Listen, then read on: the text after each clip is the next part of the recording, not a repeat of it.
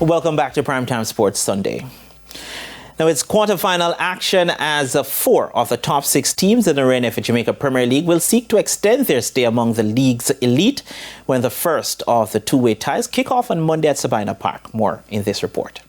When Waterhouse and Tivoli Gardens face off in the day's opener, one will be looking to continue their dominance, the other will be hoping to end a juggernaut. In 2 meetings this season, Tivoli have won both with 4 unanswered goals. But history is a study of the past. The future is considered inevitable due to the existence of time and the laws of physics. How will Waterhouse respond to a team they haven't had the answer to all season?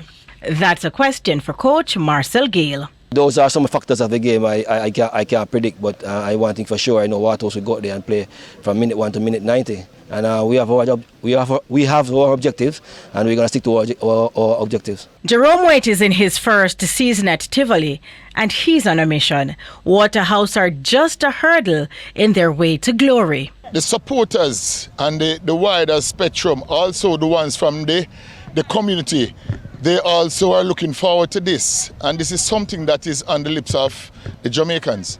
Following the opening game, Portmore United and Arnett Gardens will put their credentials on the line. They gave away nothing to each other in the regular season, but something has to give this time around. However, Portmore's vice-captain Alex Marshall knows playing Arnett comes with an extra element.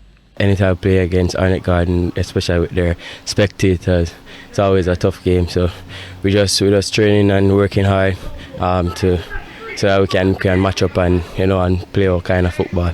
Arnett are the 3rd highest scoring team in the league. They have scored 7 more goals than Portmore. However, Arnett's captain Fabian Reid is aware it takes a different mentality for the playoffs.